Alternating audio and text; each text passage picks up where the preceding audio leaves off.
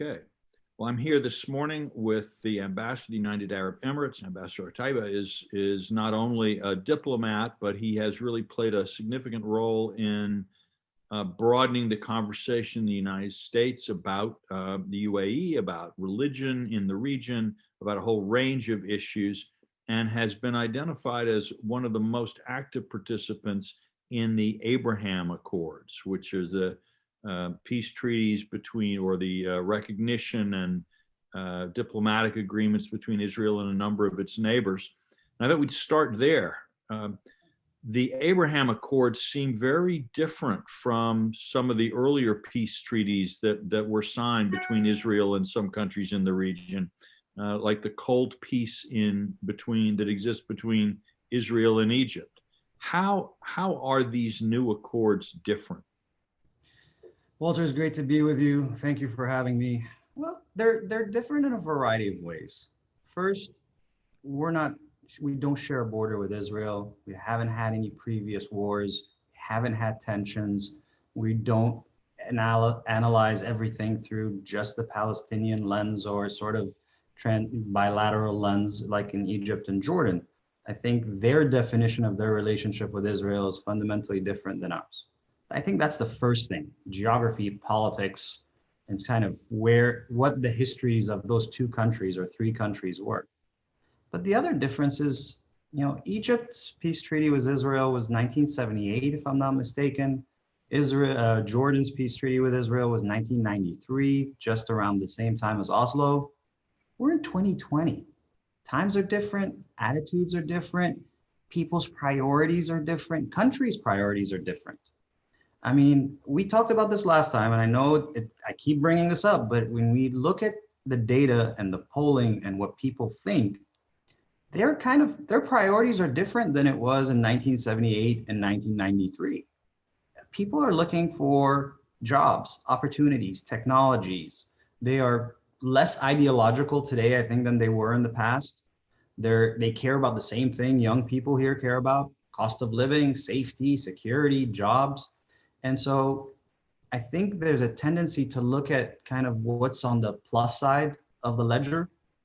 And for us, we looked at an opportunity where this made sense for the two countries. It happened to be the right time. We happened to have an American partner who actually laid the groundwork to make it happen. And it just worked out because we created, an environment and a deal that ended up being win-win-win.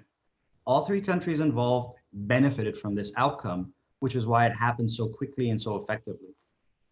I think one thing that surprises people here, and that many of our audience may not know, is that this initiative has been broadly popular, at least according to some of the polling that you've showed me and that you've seen. Can you share some of that information with folks? Yeah, there's a poll that was done in the region. It's done annually. It's an annual Arab Youth Survey. They poll young Arabs throughout the entire region between the ages of 18 and 24 usually. And they ask them questions about what's important to them, what do they think, how do they feel, gender, identity, education. And it's not, on one hand, it is breathtakingly fascinating because you see what these young people care about. But on the other hand, it's really not surprising because they're like, yeah, we want jobs, we want opportunities. We're worried about the cost of living. We're worried about COVID. We're worried about corruption. Corruption seems to be the biggest issue for young Arabs. How to deal with it, how to limit it. And here you've created an environment where you've unleashed what looks like the closest thing to a Silicon Valley to young Arabs who want to start apps and entrepreneurships in their own companies. For businessmen, you've untapped a market that was not available to them until just a few months ago. There's a lot of excitement the other way around. I just read an article this morning that says Fly Dubai has to increase its flights because of increasing demand for Israelis trying to go to the UAE. So there's this excitement for two countries who kind of read about each other, hear about each other, but they haven't really gotten to know each other. We managed to put the politics aside and say, hey, let's figure out how we can work together, both on the politics and policy and security, but also on trade, innovation, investments, research, space. So there's a lot of positives that is not preventing all the other stuff from happening. I think that's just a new mindset in the region. Are you seeing a lot of business interest on both sides in building on this new agreement? Absolutely, and almost too much business interest, because sometimes you still have to figure out to make sure the right guy is talking to the right guy on this side. But yeah, it's overwhelming. Yesterday, there's going to be an Israel. I found out there's going to be an Israeli opera performance in the Dubai Opera House. Right? Forget business. One of our ministries is talking to Shalva, which is a foundation that helps disabled children in Israel. Right? There is really no reason for this stuff to not happen. Right? Opera performances, disabled children, expo, trade, investment. You can have all that and still have a conversation about Palestine or about Iran or on Turkey. But those two don't have to be mutually exclusive. And I think that's what the Abraham Accords has kind of proved. Let me just ask you, in terms of the Palestinian, what is the UAE hoping to see happen there? What is your goal for Israel-Palestinian relations? Our expectations are not very high. We just hope that there's talks. We hope that there's engagement. We hope that there's a conversation. We can't make it happen. The two sides have to decide that this is important for them. But I think the Abraham Accords not only saved the two-state solution, but it created enough space and created enough time for the desire to be there if there is a desire. I think you see signs of new thinking among Palestinians at this point. It's hard to say. I think it exists. I'm not sure it filters up to the top. I don't see it at the top. I know there's frustration. I know that the people are, again, young Palestinians are no different than young Emiratis. They want the same things that we do. They want jobs, they want safety, they want infrastructure, they want electricity and water, and they haven't had that. Again, regardless of what you think of this plan or that plan, of it, whether it's Oslo or the Trump plan, at the end of the day, what this comes down to is if the two sides are ready to make these kinds of compromises. Okay. Do you think we should be looking to see some diplomatic coordination between Israelis and Arabs on issues of common concern, say European attitudes toward the JCPOA or other kinds of issues like this? Are you guys working together? I think we always have, common views and common assessments. There are some stuff that we agree on. We think there should be a deal with Iran. Absolutely. We would be the first ones to sign up for a deal with Iran. But what does that deal look like? The question is, JCPOA was a good starting point, but there was a lot more work to do on missiles, on proxies, on sunset clauses. That I have yet to find any intelligent person in the US who can give me this argument. Why does Iran get to keep an enrichment cycle or a reprocessing cycle when your partners, the countries that invest with you and fight with you and go to wars with you, we are banned from having an enrichment cycle? And we've actually built a nuclear program that has no reprocessing.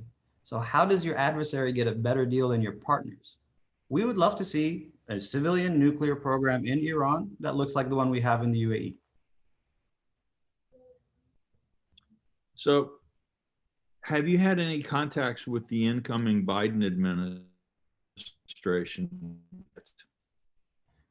So we're not allowed to. They made a decision that they're not allowed, or they're not going to speak to foreign officials until after the inauguration. So whatever conversations I've had with them was before the campaign, when they were not officially on the campaign. So no, it's been about 6 months really when we're not allowed to speak to them directly. So as you read the tea leaves, do you have a sense of how they may approach the JCPOA? I read Tom Friedman's two columns about the Biden administration's approach in general, and I think one of them, the way Tom described it, is that there's still a debate inside the Biden team, which is one side is, well, let's just go back into JCPOA as it is and then work towards enhancing it. And the other side is saying, but wait, we do have all this leverage here. Regardless of whether we agree with how we got there or we didn't, the leverage exists, the sanctions exist, low oil prices, Corona, Iran is in a difficult position. The US is probably better positioned to drive a good deal now. So I don't think those two schools of thoughts have reconciled yet. If they have, again, I'm not aware. But Mhm. that's the debate I think that's taking place inside the Biden administration, as per Tom Friedman's analysis. Do you see any hopeful signs in Iran that people may be looking for a different approach? It's hard to know that for sure from the outside. We read the same things you read. I read analysis that says they're going this way, or I read analysis that says no, the hardliners are winning. From the outside, it's really hard to get a good measure of it, honestly. Um, there's been a lot of talk about obviously these arms sales, the F-35 and other sales to the UAE, some support in the US, some opposition. How do you look at it? How do you look at this right now? How does it look? First, I'm glad you asked me this question because that's basically all I've been spending my time on recently. Um, I was on a call recently. I don't know if you know General Joe Ralston, but General Ralston was the vice chairman of the Joint Chiefs and head of command of NATO command a while back, and he was he was in Washington when we were working on the F-16 purchase, which was a little over 20 years ago. And he made the following comment. I probably shouldn't be quoting him, but I will anyway. He said, 20 years ago, we made a decision to approve the F-16 sale to the United Arab Emirates. He goes, 20 years later, we look back, the UAE has deployed with us in Kosovo, in Somalia, in Libya, in Afghanistan, counter ISIS, six times in the last 28 years. We've deployed with you every single time except one. And those F-16s were an integral part of how we work together, we fight together, we basically fight side by side together. He said, I hope that we make the right decision now. So 20 years from now, we can say, once again, we made the right decision by making sure the UAE is able to fight with us. Look, through the Abraham Accords, I think we basically prove that we are doubling down on our relationship with the United States, right? If there's another way to double down on our relationship with our main partner, the US, I don't know how else to do it. And so the question is, what's the real argument against it? We are buying weapons with our own money to defend ourselves from a common threat. We are co-deploying with you everywhere you go. We just made peace with Israel. And so on substance and policy, there's really very little argument against it. The most potent argument against it is the political one, that there's a lot of opposition because Donald Trump is the one selling arms to us. And I think that's really what it comes down to. It comes down to a political debate, not a substantial debate. And by the way, to close this is the most powerful argument for us acquiring F-35. There was only one joint statement ever made by Prime Minister Netanyahu and Minister of Defense Gantz. Only one. They can't agree on very much. They agreed on one thing, and it was that they're both okay with the F-35 sale to the UAE. So the Israel argument is not an argument. The UAE has been a proven, reliable partner. And so, I think the arguments stand for itself. The opposition that, when I've looked at the arguments of the opposition, it's things like Yemen and Libya come up, where there are concerns about how those weapons might be used in ways that at least some in the U.S. would not like. How would you respond to those arguments? I would respond by let's having a rational conversation and find out what you have concerns with, and let's talk about them. But blocking a sale that will eventually actually get delivered 6 or 7 years from now over the argument that we're worried about Yemen, well, so we were worried about Yemen too. You know what? We didn't volunteer for Yemen. We stepped in because the Houthis were running the Yemeni government out of town. We were asked to step in. And by the way, we got the green light from the Obama administration to participate in Yemen. I mean, most people forget that. So if there's an issue with how things happened, sure, but let's have that conversation. Mm-hmm. So your position would be that you're willing to discuss all of these issues and think some kind of agreements could be reached. Of course. Yeah. All right. Well, that's interesting to hear. When we last talked, I think one of the things that struck me the most was the depth of your concern about Turkey and its potentially destabilizing role in the region. It might be interesting for some of our viewers if you shared some of those thoughts. So my big concern is generally politicizing ideology and religion. Is when you take something that ultimately I believe in is a personal matter of faith, right? How I choose to practice my religion and my faith, to me, the way I was raised, the way I believe, it's a personal question for me and no one else. It is not the business of a government to regulate, to promote, or to denounce. And so what I worry about is Turkey is taking the opposite direction and injecting more religion and ideology and extremism into everyday sort of discourse. And so, you know, take the ideological factor or take where Turkey used to be, secular country, checks and balances, strong military, independent judiciary. Those things are no longer there today. That's just Turkey is different today than it was 10 or 20 years ago. And so I think that's an unhealthy direction. I think the more you inject religion, Islamism, ideology, at the same time, look at the economy. You know, as those trend lines go like this, the economy goes like that. It's not, I don't know if it's a coincidence, but if you track the two, they are going in opposite directions. Mm-hmm. So I just worry about creating an environment where radicalism and extremism is prevalent. And presumably also there's an international component to that.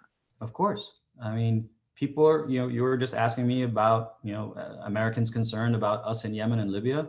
Well, guess who else is in Libya? Guess who's in Azerbaijan? Guess who's in, you know, Sudan? I mean, it's, if you have concerns about us, you might as well have the same concerns about Turkey's role in all those places. There's been some signs that Turkey and Saudi Arabia have been improving their, what has been a very troubled relationship. Is that something that is of concern to you, or how do you see that unfolding? I think there has to be some kind of understanding of what that relationship looks like. There has to be a sort of a senior level saying, here's where we want to go, here's where we want to be. And if the leaderships of those two countries can find a sort of way to reconcile, I think it's good for the region. All the polls say people are tired of conflict. People are tired of these fights. People are tired of these arguments. And so I think if they can find space to reconcile, they should, but that's a question for them, just the same as that's a question for the Israelis and Palestinians if they want to reconcile. All right. Qatar, I guess there's been a little bit of conversation about changing that, maybe deconflicting that relationship a little bit. How do things stand from the UAE point of view there, and do you see room for an improvement in the relationship? So I think Jared just came back from his trip to Saudi Arabia and Qatar yesterday. I think there's definitely progress, or at least there's seeds of progress. There's a lot of commitments on a lot of parties, members, sort of government's decisions to kind of tone things down, to stand down. If that holds, I think it's promising. I think there's a chance that you can at least begin a process of deconflicting. Whether that holds, whether it doesn't hold, whether everyone's on board, I think it's still too early to tell. But I think there's definitely progress towards some kind of concept of a solution. But we'll see where it goes.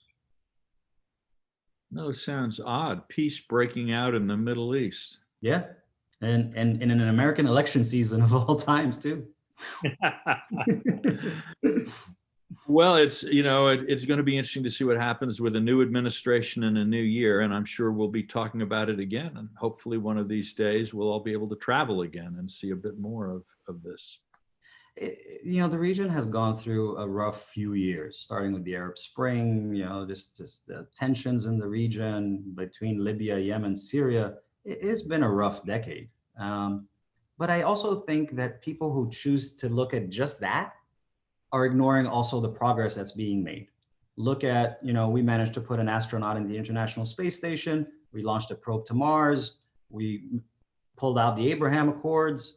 And the things that don't get a lot of notice is actually really interesting. So we're going through a massive, massive legal overhaul in the UAE to reform all our laws and make them more up to date, more modern, sort of, more 21st century.